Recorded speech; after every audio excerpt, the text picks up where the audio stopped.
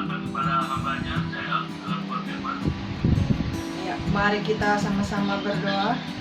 Terima kasih Tuhan, kalau sore hari ini kami masih punya kesempatan untuk bisa bersama-sama berkumpul, memuji, menyembah Tuhan.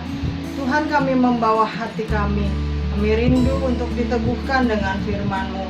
Kami rindu untuk ditaburi dengan firman-Mu. Mari Tuhan, bentuk kami, ajar kami, kuatkan kami, teguhkan kami. Dalam nama Yesus kami menyerahkan hati kami, pikiran kami, media yang kami gunakan dan ruangan dimanapun kami beribadah hanya ke dalam tangan-Mu saja. Bersama kita katakan, amin. Shalom teman-teman semua. Shalom. Halo JJ. Halo. Ya, saya percaya kita semua berada dalam kondisi yang sehat. Masih cukup makan, masih cukup minum, masih punya tempat tinggal yang baik. Oleh sebab itu kita harus tetap bersyukur kepada Tuhan, walaupun mungkin kondisi kita belum senyaman seperti dulu. Nah, saya mengucapkan terima kasih kepada pengurus EYT yang masih mempercayakan saya untuk bisa berbagi firman bagi kita semua pada malam hari ini. Tema yang disampaikan kepada saya adalah tentang leadership, kepemimpinan. Nah, teman-teman, kalau kita mau belajar seni kepemimpinan, pertama-tama yang harus kita lakukan adalah bagaimana kita bisa memimpin atau memanage diri kita sendiri. Karena kalau kita tidak bisa mengatur diri kita sendiri, kita tidak bisa mengatur jadwal kita sendiri, kita tidak bisa mengatur hidup kita sendiri, kita tidak akan bisa memimpin teman-teman kita yang lain, memimpin kelompok kecil kita yang lain, memimpin keluarga kita nantinya, dan memimpin kantor kita, usaha kita, gereja kita, dan segala sesuatu yang lainnya yang pasti Tuhan percayakan di dalam hidup kita. Jadi ayo kita mulai dari diri kita sendiri. Yuk kita lihat dulu Roma 12 ayat yang kedua. Roma 12 ayat yang kedua. Kalau sudah ketemu, saya akan bacakan dan teman-teman bisa mengikuti dengan Alkitab masing-masing. Janganlah kamu menjadi serupa dengan dunia ini, tetapi berubahlah oleh pembaharuan budimu, sehingga kamu dapat membedakan manakah kehendak Allah, apa yang baik, yang berkenan kepada Allah, dan yang sempurna. Nah, teman-teman, sekarang ini banyak orang mulai beralih dari gaya hidup tradisional menjadi gaya hidup modern. Bahkan banyak di antara mereka yang mulai meninggalkan nilai-nilai kebudayaan Indonesia, katanya begitu ya.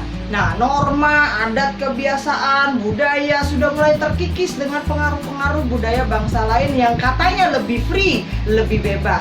Sehingga mungkin tanpa kita sadari masyarakat kita sudah mengadopsi budaya bangsa asing sekitar 75%. Nah, banyak di antara kebudayaan tersebut yang bertentangan dengan nilai-nilai kekristenan kita.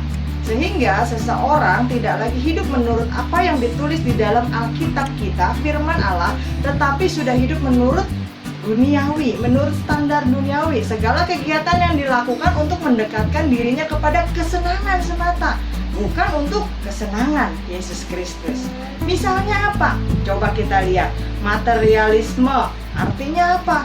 Seorang akan menghalalkan segala cara demi materi, bahkan mengkhianati saudaranya sendiri. Anak menuntut orang tua, anak membunuh orang tua sekedar untuk mendapatkan uang, mendapatkan motor, mendapatkan handphone atau apapun. Saudara dengan saudara saling bertengkar karena apa? Karena harta warisan. Nah, segala aktivitas yang mereka lakukan hanya berdasarkan uang. Banyak orang yang menjadinya sahabat menjadi tidak sahabat karena ciak-cau. Dia ciak temannya lalu dia jauh, dia pergi jauh. Nah, bukan lagi berdasarkan aspek kerohanian, bukan lagi berdasarkan kepedulian dan cinta kasih. Nah, paham ini memandang manusia bukan lagi sebagai tubuh dan jiwa, bukan sebagai pribadi, tapi benda, alat yang bisa digunakan untuk mendatangkan keuntungan bagi dirinya sendiri. Sadis ya kedengarannya. 1 Timotius 6 ayat yang ke-10 sudah memperingatkan kita tentang hal ini. Di sana dikatakan karena akar segala kejahatan adalah cinta uang. Yang pertama harus kita waspadai adalah materialisme. Yang kedua apalagi? Hedonisme. Kenapa? Gaya hidup ini sekarang banyak dianut oleh kaum muda, dan kita sekarang dalam ibadah kaum muda begitu ya.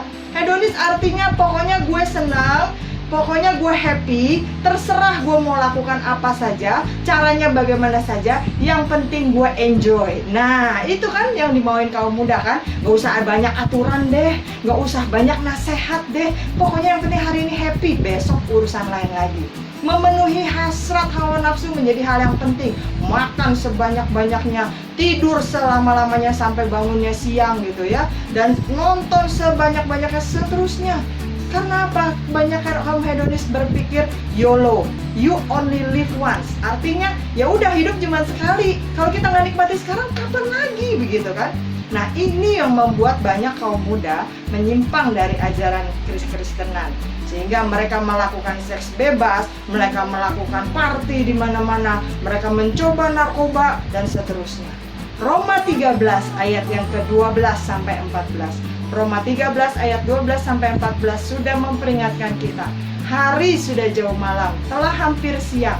Sebab itu mari kita meninggalkan perbuatan-perbuatan kegelapan dan mengenakan perlengkapan senjata terang. Marilah kita hidup dengan sopan seperti pada siang hari. Jangan dalam pesta pora dan kemabukan. Jangan dalam percabulan dan hawa nafsu. Jangan dalam perselisihan dan iri hati. Tetapi kenakanlah Tuhan Yesus sebagai perlengkapan senjata terang. Dan janganlah merawat tubuhmu untuk memuaskan keinginannya. Itu hedonis, sudah diperingatkan. Lalu apa lagi yang jadi tren di masa sekarang? Individualistis. Wah, artinya manusia itu harus diperhatikan secara pribadi. Dia merasa tidak butuh orang lain. Yang penting adalah me, aku. Semuanya adalah me sentris. I semuanya. Nah, artinya apa? Dia merasa dirinya itu lebih penting, lebih berharga, harus lebih diperhatikan, harus lebih dihormati daripada orang lain. Dan dia tidak peduli lagi dengan orang lain. Dia tidak memikirkan kepentingan orang lain. Yang penting adalah apakah dia dihargai atau tidak. Dia boleh melakukan apa saja, dia nggak peduli pengaruhnya, dampaknya terhadap orang lain. Nah, dengan kata lain, individualisme membuat manusia jadi lebih egois. Krisis sosial sekarang terjadi di mana-mana ya teman-teman. Mungkin kita belum terlalu terasa karena kita masih makan 2 kali, 3 kali dalam sehari. Tinggal pergi ke dapur, nyendok nasi, minimal ada Indomie sama telur lah ya, begitu. Tapi kemiskinan, kelaparan, musibah, kerusuhan dan sebagainya sudah mulai terjadi di hampir seluruh belahan dunia. Nah, sebagai orang Kristen, bagaimana kita melihat hal tersebut? Mungkin kita pikir, jauh, daerah saya aman, di Indonesia masih terkendali. Tapi tergerakkah hati kita setidaknya untuk berdoa? Hal yang paling gampang bisa dilakukan di mana saja, kapan saja, untuk berdoa dengan sesama yang membutuhkan. Lukas 10 ayat yang ke-27 sudah mengatakan kepada kita, kasihilah Tuhan Allahmu dengan segenap hatimu, dengan segenap jiwamu, dan dengan segenap kekuatanmu, dan dengan segenap akal budimu. Dan kasihilah sesamamu manusia seperti dirimu sendiri. Kita harus lebih peduli, jangan cuma pikirin tentang kita, jangan jadi orang yang egois. Lalu apa lagi yang harus kita perhatikan? Konsumerisme. Nah, ini gaya hidup yang boros, yang suka sekali menghambur-hamburkan uang. Masih mending kalau punya duit yang dihamburin. Kadang-kadang nggak punya duit pun mau belanja. Sifat ini berkembang karena pusat perbelanjaan makin banyak di mana-mana. Coba dihitung, mall yang ada di Jakarta ini ada berapa banyak? Lebih dari 10. Coba dihitung berapa banyak aplikasi online shop yang ada sekarang. Berapa banyak yang ada di handphone kita. Seringkali kita nggak niat beli karena lihat, sale, diskon, promo, perlu nih, jadi beli. Seringkali kita nggak punya uang pun bisa ditawarin cicilan loh. Beli aja dulu handphonenya, cicil setahun, jadi kan nggak berat, bisa dibayar dengan uang jajan, masih bisa nggak niat beli jadi belanja gitu ya. Banyak sekali yang membuat orang menjadi semakin konsumtif. Mereka lebih suka berfoya-foya membeli barang-barang mulai dari yang nggak perlu sampai yang nggak berguna daripada memperhatikan rumah Tuhan. Amsal 21 ayat yang ke-20. Amsal 21 ayat 20. Saya minta tolong Cici Amel untuk membacakannya. Amsal 21 ayat yang ke-20. Amsal 21 ayat 20. Iya. apa yang indah dan indah ada di kediaman orang bijak, tetapi orang yang bebal memboroskan. Ya, terima kasih. Orang bebal yang memboroskannya. Jadi kalau kita ikutin gaya hidup boros, berarti kita termasuk orang yang bebal. Terus ada lagi yang perlu kita perhatikan, ada status. Status itu penting nggak teman-teman? Penting. Makanya di WA ada statusnya, di Facebook ada statusnya, Instagram ada statusnya. Kenapa? Sekarang ini banyak orang menghalalkan segala cara untuk memperoleh status atau kedudukan di dalam masyarakat. Selain jabatan, barang-barang yang dia pakai juga menunjukkan siapa dirinya yang sebenarnya. Kita semua pasti pengen pakai barang yang bagus. Kalau bisa biar kelihatan, wih mewah, wih mahal, wih gaya gitu kan. Nah, gaya hidup modern menjadikan pesta pernikahan, bahkan kebaktian Natal, kebaktian Paskah, kebaktian ulang tahun, suasana ibadah dan perayaan-perayaan itu menjadi serba wah, serba mewah, serba megah. Bukan lagi hal-hal sederhana seperti yang diajarkan Yesus kepada kita. Rasanya kalau kita merayakan ulang tahun secara sederhana, malu sama teman-teman. Rasanya kalau kita nggak pakai barang-barang mewah, aduh dibully sama teman-teman kita. Jadi kita kepingin ikut-ikut seperti itu. Tapi Amsal 16 ayat yang kelima bilang apa? Saya minta tolong Michelle Jakwa membacakannya bagi kita. Amsal 16 ayat yang kelima. Amsal 16 ya? Ya, Amsal 16 ayat yang kelima. Amsal 16 ayat 5, setiap orang yang tinggi hati adalah kekejian bagi Tuhan. Sungguh dia tidak akan luput dari hukuman. Iya, terima kasih. Statusnya buat apa sih sebenarnya? Kan biar dipuji orang. Kalau dipuji orang rasanya seneng. Padahal sebenarnya dalam hati kita sombong. Tuh kan, gue juga bisa pakai barang bagus. Tuh kan, jam tangan gue lebih bagus dari lu. Tuh kan, handphone gue lebih canggih dari lu. Itu berbahaya. Lalu kita lihat lagi, tren yang terjadi sekarang ini termasuk juga serba instan.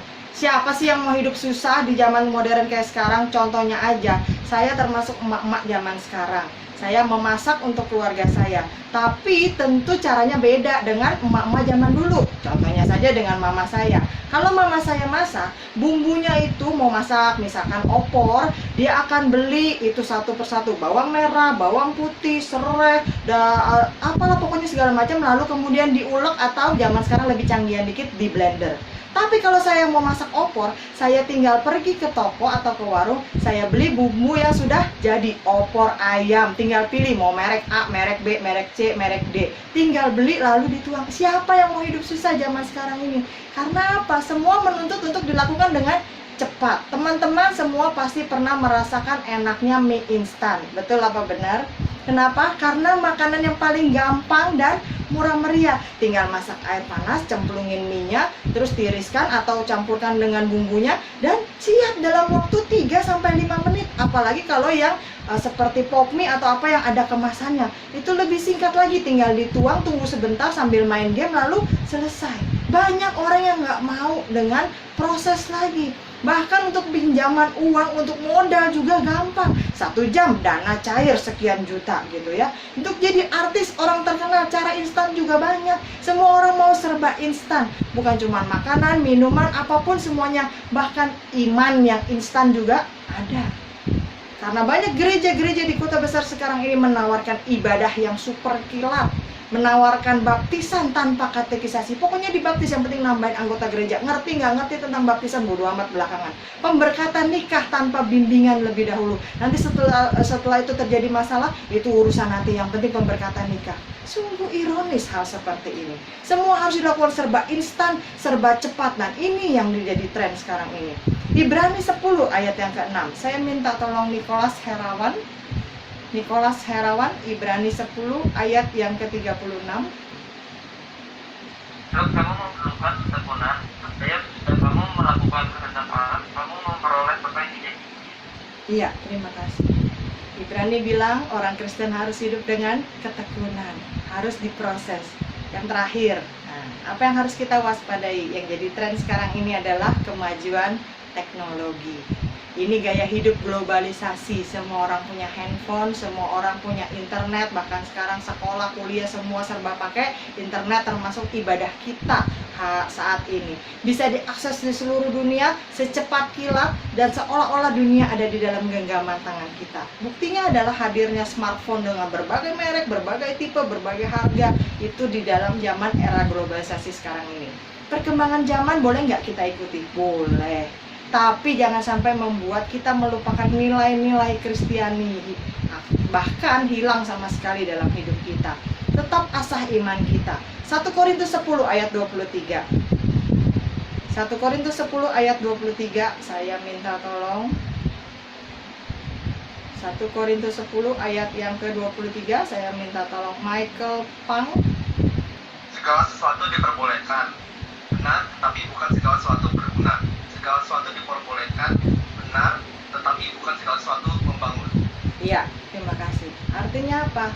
Bukan masalah boleh nggak boleh. Seringkali kita nanya, boleh nggak Ci ini, boleh nggak Ci itu, boleh nggak Om, Tante, Pak Pendeta, Tante Pendeta, boleh nggak Pak Mah. Bukan masalahnya bukan boleh nggak boleh, tapi kita Tuhan berikan akal budi untuk berpikir itu berguna atau tidak, membangun atau malah merusak kita. Itu ukurannya di situ. Jadi jelas semua hal itu memang boleh, termasuk kemajuan teknologi yang kita nikmati sekarang ini, tapi tidak semuanya berguna dan membangun. Lalu sekarang supaya kita nggak terkena dampak negatif dari gaya hidup yang tadi sudah kita bahas dari awal, itu materialisme, hedonisme dan sebagainya, kita harus tahu bahwa kita anak-anak muda Kristen harus punya prinsip hidup yang kita pegang dalam menghadapi kehidupan modern ini. Supaya apa? Supaya kita bisa mengatur diri kita sendiri, memimpin diri kita sendiri. Itu yang utama. Kehidupan dalam Tuhan membutuhkan prinsip, membutuhkan panduan, membutuhkan aturan. Nah, prinsip artinya punya pendirian yang kuat, punya dasar yang teguh, tidak gampang goyang. Kolose 2 ayat 6 berkata, kamu telah menerima Kristus Yesus Tuhan kita, karena itu hendaklah hidupmu tetap di dalam Dia. Nah, buat kita yang sudah menerima Tuhan Yesus sebagai Tuhan dan Juru Selamat, maka langkah selanjutnya kita harus punya ketetapan hati untuk hidup di dalam Tuhan, mengikuti prinsipnya Tuhan, menjalankan kehidupan sebagai anak-anak muda Kristen. Dari kisah Daniel, yuk kita lihat, ada 3 prinsip yang bisa kita lakukan sebagai anak-anak Tuhan. Daniel juga anak muda pada waktu itu. Daniel juga punya teman-teman yang sebaya dengan dia pada waktu itu. Daniel juga menghadapi godaan dan cobaan sebagai anak muda pada waktu itu. Tapi Daniel punya prinsip hidup yang dia pegang, dan itu meneguhkan imannya. Prinsip hidup itu yang akan kita pelajari hari ini, supaya hidup kita sebagai anak-anak muda Kristen juga bisa tetap berpendirian teguh dan kuat di tengah zaman yang semakin rusak sekarang ini. Yang pertama kita buka Daniel 1 ayat yang ke-8. Daniel 1 ayat yang ke-8. Daniel 1 ayat yang ke-8. Saya minta tolong Aldo, Koko Aldo untuk membacakannya. Oke, Daniel 1 ayat yang ke-8. Iya. Daniel berkesempatan untuk tidak menyaksikan dirinya dengan sapaan raja, dengan aku yang bisa dihitung raja dimintalah nyala kepada petunjuk pegawai istana itu supaya tidak bisa menyaksikan. Iya, terima kasih. Daniel menjaga kekudusan hidupnya dengan punya prinsip bahwa dia tidak ikut-ikutan dengan yang lain. Jadi yang pertama yang kita pelajari di sini, sebagai anak muda Kristen, kita harus punya prinsip menjaga kekudusan hidup kita. Daniel tidak ikutin waktu ditawarin makanan oleh raja, tapi Daniel menolak. Dia punya alasan yang berkaitan dengan keimanannya. Apa? Dia tidak makan makanan raja bukan karena dia mau diet, bukan karena dia nggak doyan dan sebagainya, tetapi alasannya jelas, karena makanan yang diberikan oleh raja itu sudah lebih dulu dipersembahkan kepada berhala-berhalanya raja, dan itu bertentangan dengan itu. Sehingga tidak kudus lagi, dan makanan yang tidak kudus itu tidak mau Daniel masukkan ke dalam tubuhnya, mencemari dia. Daniel dan teman-temannya bertekad untuk tidak menajiskan dirinya meskipun tawarannya begitu menggiurkan. Karena apa? Makanan raja pasti standarnya lebih tinggi, pasti lebih enak, pasti lebih mewah. Tapi Daniel tetap tidak tergiur dengan hal itu. Bahkan dia menantang, berikan kami sayur dan air, tapi kami pasti akan lebih sehat daripada yang lain. Nah, teman-teman, kekudusan adalah hal yang sangat penting dalam kehidupan, sehingga harus benar-benar dijaga. Kenapa? Karena kekudusan itu adalah salah satu sifat Allah sendiri. Imamat 20 ayat yang ke-26 berkata, "Kuduslah kamu bagiku, sebab aku ini Tuhan kudus. Dan aku telah memisahkan kamu dari bangsa-bangsa lain supaya kamu menjadi milikku." Kita ini orang-orang Kristen, anak-anak muda Kristen sudah dipanggil keluar dari gelap, keluar dari hal-hal yang gak baik, keluar dari tawanan dosa, dipanggil menjadi milik Tuhan, dikuduskan, disucikan. Nah, kita harus menjaga kekudusan tersebut. 1 Petrus 1 ayat yang ke-16 berkata, "Sebab ada tertulis, kuduslah kamu, sebab aku," huruf besar, "adalah kudus." Tuhan sangat menghargai kekudusan. Sehingga dalam Keluaran 3 ayat yang ke-5, waktu itu ketika ada Musa datang mendekati, coba kita lihat Keluaran 3 ayat yang ke-5, apa yang dikatakan Tuhan? Keluaran 3 ayat yang ke-5, saya minta tolong Moses untuk membacakannya. Lalu ia berfirman, "Janganlah datang dekat-dekat, tanggalkanlah musuhmu dari bagimu, sebab tempat di mana engkau berdiri itu adalah tanah yang kudus." Iya, terima kasih. Jadi dalam ayat-ayat yang tadi sudah kita baca, jelas sekali Allah yang kita sembah itu menekankan kekudusan. Terutama kita sebagai orang-orang anak-anak muda yang beribadah dalam Gereja Bethel Indonesia, Gereja Pantekosta Karismatik, itu menekankan sekali soal kekudusan. Jangan merokok, jangan minum minuman keras dan sebagainya, begitu ya. Karena memang Allah itu menekankan sekali soal kekudusan. Nah, kekudusan adalah hal yang sangat penting dan harus kita jaga. Kenapa? Karena susah untuk menjaganya. Tapi bukan tidak mungkin. Daniel telah membuktikannya bahwa dia bisa menjaga kekudusan hidupnya, menjaga kekudusan imannya dengan tetap berpegang pada perintah Allah. Dan kita anak-anak muda Kristen zaman sekarang pasti juga bisa. Kenapa bisa? Karena kita dan Daniel menyembah Allah yang sama. Allah yang masih hidup dan penuh kuasa dari dulu, sekarang, sampai selama-lamanya. Yang pertama, jaga kekudusan hidupmu. Yang kedua, apa yang harus kita lakukan? Prinsip apa yang harus kita pegang dalam menjalani hidup di tengah dunia zaman sekarang ini? Daniel 3 ayat 16 sampai yang ke-17. Daniel 3 ayat 16 sampai 17. Saya minta tolong Cynthia untuk membacakannya. Sadrak, Mesak, dan Abednego jawab Raja Nebukadnezar, "Tidak ada gunanya kami memberi jawab kepada Tuanku dalam hati.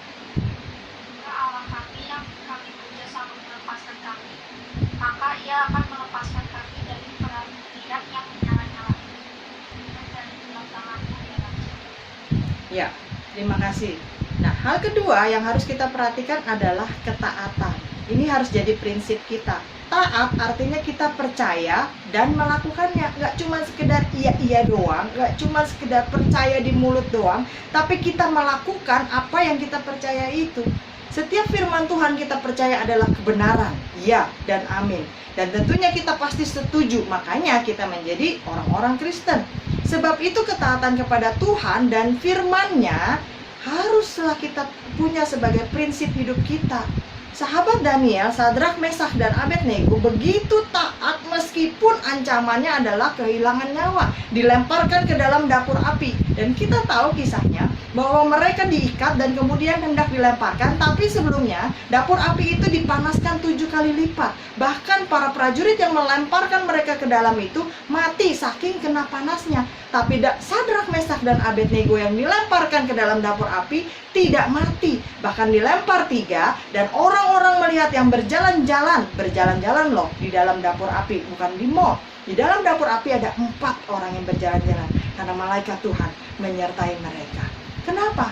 Mereka taat meskipun ada ancaman yang begitu berat, tapi hasil dari ketaatan mereka terjadi mukjizat pertolongan Tuhan. Jadi kita bisa ambil kesimpulan, teman-teman, bahwa ketika kita taat, mujizat Tuhan pasti terjadi dalam hidup kita. Dalam pandangan Alkitab, ketaatan itu berkaitan dengan mendatangkan mujizat. Dalam Lukas 5 ayat 5-6, waktu itu murid-murid sedang mencoba menangkap ikan, dan sudah semalaman mereka nelayan-nelayan yang ahli, nelayan-nelayan yang turun-temurun, mereka nggak dapat ikan satupun. Tapi waktu mereka ke pinggir, mereka bertemu dengan Yesus, dan kemudian Yesus bilang apa? Lemparin lagi jalanya. Harusnya secara manusia mungkin mereka pingin menolak, udah capek, udah empet, udah jenuh, bekerja keras tapi nggak mendapatkan hasil. Udahlah guru kan tukang kayu, serahkanlah urusan menangkap ikan kepada kami nelayan. Kami aja nelayan turun-temurun nggak dapet, apalagi guru. Tapi dalam Lukas 5 ayat 5-6, apa yang dikatakan oleh Simon? Lukas 5 ayat 5-6, saya minta tolong Randy untuk membacakannya. Lukas 5 ayat 5-6. Iya. Simon menjawab, Guru, telah sepanjang malam kami kerja keras dan kami tidak menangkap apa-apa. Tapi karena Engkau menyuruhnya, kamu akan mendapatkan jala juga. Dan setelah mereka melakukannya, mereka menangkap sejumlah besar ikan, sehingga jala mereka mulai goyah. Iya, terima kasih. Perhatikan ada kalimat yang penting di sana. Sudah sepanjang malam kami bekerja keras dan tidak menangkap apa-apa, tetapi karena Engkau yang menyuruhnya, aku akan menebarkan jala juga. Jadi Simon melemparkan kembali jalanya, mencoba melupakan kelelahannya karena taat. Karena gurunya yang suruh, dia lakukan. Kalau orang lain yang suruh, mungkin belum tentu dia lakukan. Kenapa Simon taat kepada gurunya? Karena dia percaya dan dia melakukan apa yang dia percayai. Sehingga hasilnya apa? Setelah mereka melakukannya, mereka menangkap sejumlah besar ikan sampai jala mereka mulai koyak. Terjadi mujizat setelah ketaatan dilakukan. Ada lagi nggak Ci peristiwa lain? Ada. Yohanes 2 ayat yang kelima dan seterusnya. Itu kisah tentang perkawinan di Kana. Mujizat yang pertama kali Tuhan Yesus lakukan. Waktu itu anggur sudah habis dan Ibu Yesus bilang kepada pelayan-pelayan, nanti apapun yang disuruh oleh Yesus, kerjakan itu. Nah, pelayan belum tahu siapa Yesus. Pelayan taunya Yesus anak tukang kayu. Ini mujizat yang pertama kali akan dilakukan. Belum ada yang tahu, belum ada yang bisa membuktikan, tapi mereka melakukannya. Ketika Yesus bilang cedok air, kasih minum sama pemimpin pesta, para pelayan itu melakukannya. Sehingga pemimpin pesta memuji mempelai yang melaksanakan pesta. Anggur yang bagus kok belakangan dikeluarinnya. Harusnya anggur yang bagus duluan. Dan nggak ada yang tahu pada waktu itu bahwa mujizat terjadi. Tapi Ibu Yesus tahu ketika ada ketaatan, di sana terjadi mujizat. Taat dulu, maka mujizat terjadi. Nah teman-teman, ketaatan adalah prioritas kehidupan. Walaupun mungkin saat ini kita belum ngerti, kenapa sih Tuhan, taat tuh susah loh Tuhan. Tuhan ini ngelakuinnya nggak enak loh Tuhan. Tuhan aku ini berat loh ngelakuinnya. Tapi kalau kita taat, kita pasti akan terima upahnya. Taat adalah prioritas dalam hidup kita. 1 Korintus 7 ayat 19 berkata, sebab bersunat atau tidak bersunat itu nggak penting.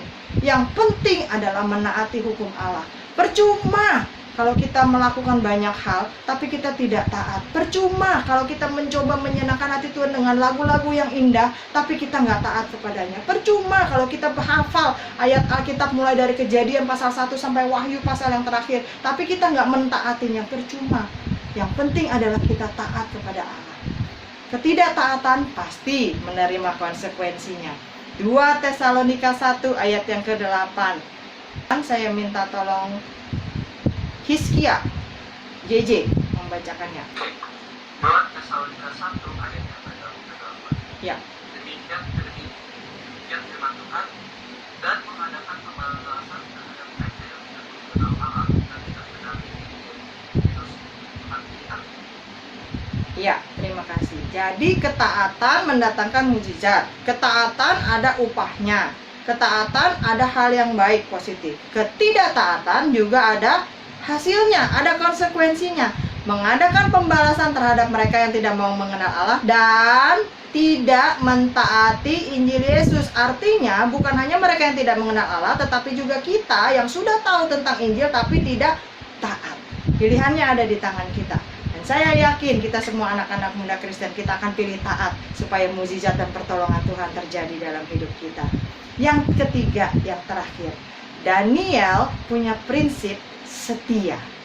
Coba kita lihat Daniel 6 ayat yang ke-11. Daniel 6 ayat yang ke-11, saya minta tolong Willy untuk membacakannya. Demi dengan Daniel bahwa surat perintah itu telah dibuat, pergilah ia ke rumahnya. Dalam kamar atasnya ada tingkap yang terbuka ke arah Yerusalem. 3 kali sehari ia berdoa serta memuji Allahnya, seperti yang saya katakan. Iya, terima kasih. Nah, yang ketiga ini adalah prinsip kesetiaan dari Daniel. Demi didengarnya, artinya apa? Waktu itu sudah ada surat perintah, tapi Daniel tetap setia. Dia nggak pakai alasan lagi pandemi nih, nggak ibadah deh. Lagi nggak mood, nggak ibadah deh. Lagi bete, nggak berdoa deh. Nggak pakai segala alasan. Di sana jelas tadi Willy sudah membacakan bagi kita. Dalam kamarnya, ke dalam kamar atasnya ada tingkap-tingkap terbuka ke arah Yerusalem. 3 kali sehari ia berlutut, berdoa serta memuji Allahnya seperti yang biasa dilakukannya.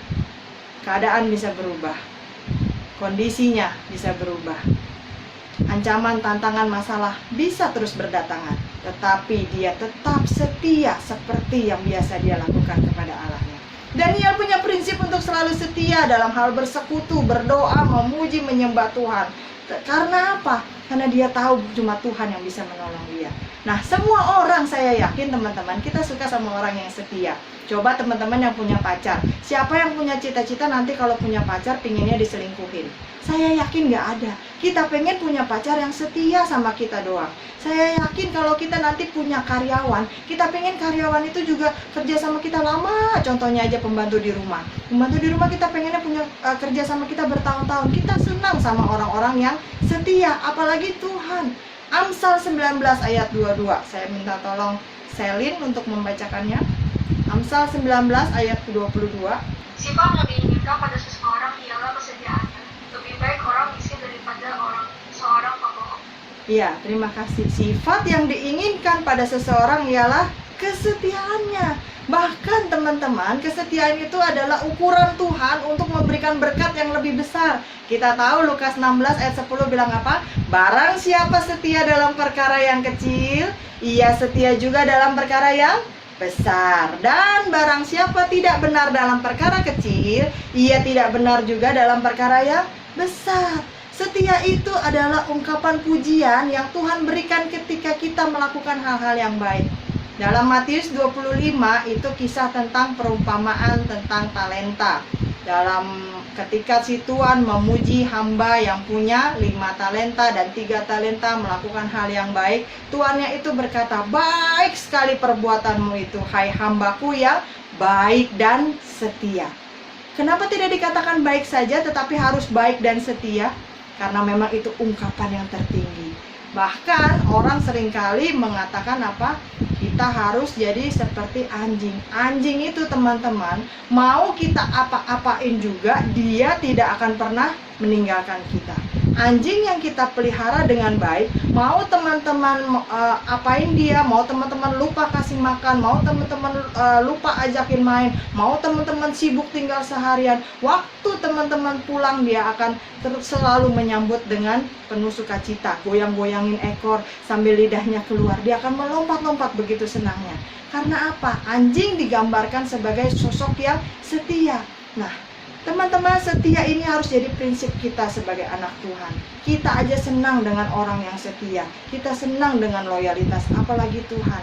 Jadi yuk kita belajar dari Daniel. Memang tantangan hidup kita banyak. Ada materialistis, tadi ada apa lagi? Ada hedonisme, ada apa lagi tadi?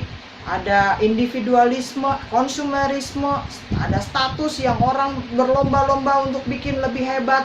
Semuanya serba instan, orang nggak peduli dengan ketekunan, dengan proses dan kemajuan teknologi yang seolah-olah dunia ada di dalam tangan kita. Tapi kita anak-anak muda Kristen, kita harus menjalani hidup di dalam dunia ini dengan punya prinsip. Yang pertama, kita harus punya prinsip, apa tadi?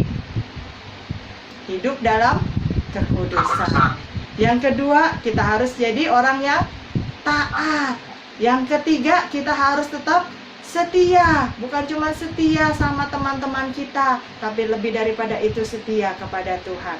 Karena sifat yang diinginkan adalah setia. Yuk teman-teman, kita memang masih hidup di dalam dunia ini. Kondisinya masih nggak enak, banyak tantangan, banyak pergumulan, terutama bagi kita anak-anak muda. Mungkin orang tua kita udah susah buat ngerti, papa nggak nyambung, mama mah jadul, susah diajak ngomong, cece mah nggak peduli, koko mah begitu. Tapi kita tetap punya Tuhan yang hidup. Kita miliki prinsip hidup kita, kudus, taat, dan setia. Masih ada kesempatan untuk berubah, supaya kita nggak terseret dengan gaya hidup dunia ini. Jangan menyerah teman-teman. Ayo terus berjuang, pegang prinsip hidup kita, supaya makin hari kita makin lebih kudus, makin hari makin lebih taat, makin hari kita makin setia. Perlu proses. Yuk kita ulangi, kita baca sekali lagi ayat mas kita hari ini, Roma 12 ayat yang kedua. Kita baca sama-sama. Kalau boleh mic-nya dibuka biar kita baca, biar agak keramaian dikit. Roma 12 ayat yang kedua, sudah siap semua? Kita baca sama-sama. 3, 4. Janganlah kamu menjadi serupa dengan dunia ini, tetapi berubahlah oleh pembaharuan budimu, sehingga kamu dapat membedakan manakah kehendak Allah, apa yang baik, yang berkenan kepada Allah, dan yang sempurna. Amin teman-teman. Kudus, taat, dan setia dalam menjalani hidup ini. Kalau kita punya prinsip itu, kita bisa memanage diri kita sendiri. Pasti kita juga bisa memimpin orang lain. Kita bisa memimpin hal-hal lain yang Tuhan percayakan dalam hidup kita. Amin. Mari kita berdoa.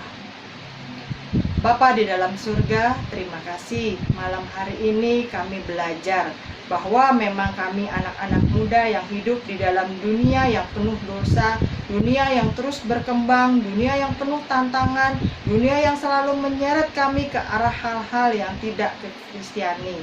Tapi kami percaya Tuhan, dan kami bisa belajar dari tokoh-tokoh iman yang ada di dalam Alkitab. Banyak juga kok anak-anak muda yang mengalami godaan, tantangan, masalah, pergumulan hidup yang gak nyaman seperti yang kami alami sekarang ini. Banyak juga kok anak-anak muda Kristen lain yang punya masalah-masalah yang bahkan lebih berat daripada kami. Tapi mereka punya prinsip hidup Kristiani, dan mereka tetap setia untuk melakukannya, berpegang teguh taat kepadanya, sehingga mereka bisa tetap menjaga kekudusan hidup mereka di hadapan Tuhan. Mampukanlah kami Roh Kudus, kami sebagai anak-anak muda mungkin belum punya banyak pengalaman. Kami sebagai anak-anak muda mungkin lebih sentimental dan emosional.